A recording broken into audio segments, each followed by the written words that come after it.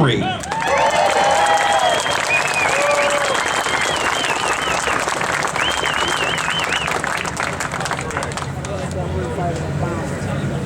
If you were to go to Carpenter's Hall, where the First Continental Congress was held, I was the first delegate to speak. There's a plaque out front, and it says this: "From this moment forward, we are no longer New Yorkers, Delawareans, Rhode Islanders, North Carolinians. I am no longer a Virginian. I am an American." On March 23rd, 1775, I made a speech before the Virginia House of Burgesses in which I made a motion for the armament of a militia. I'm more famous for my famous "Give me liberty, give me death" speech, but I don't have time to do that today. Instead, I'm going to focus on why we're all here, the Second Amendment. I hope to share with you the untold story of how you even got your Bill of Rights. When the Constitution came to Virginia, I, and together with George Mason and Richard Henry Lee, we were petrified of your Constitution. We were concerned about it.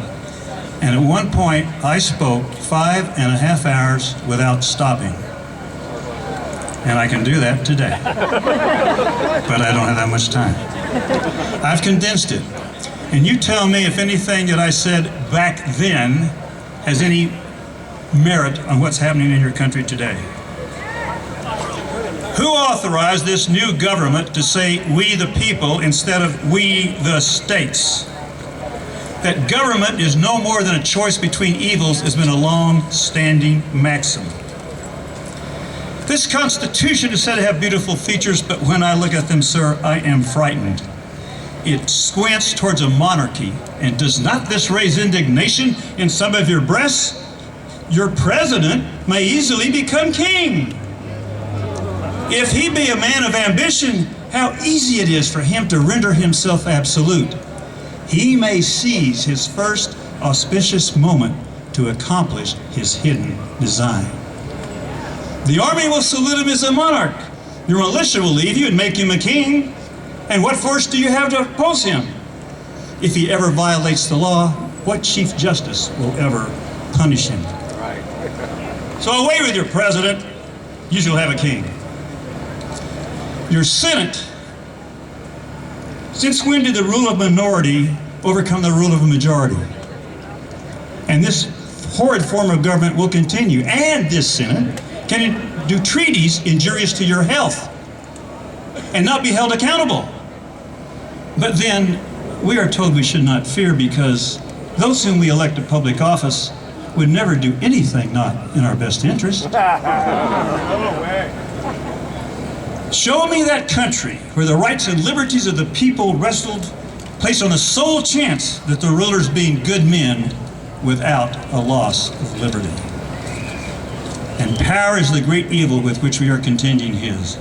In our present form of government, the Articles of Confederation, we have checks and balances on all forms. Where is your check on your judiciary? If you do not put a check on your judiciary, I predict that one day you will live under judicial tyranny. And under this new set of laws, you will find two sets of tax gatherers. Under the watchful eyes of the state's legislatures, we do all we can to prevent the commissioners from sucking your money out of you. So if we can hardly keep our eyes on a set of tax gatherers here, how are we going to set another set of tax gatherers in Philadelphia?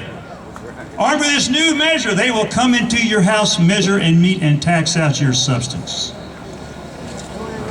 But my greatest fear about this document is, where is your right to bear arms?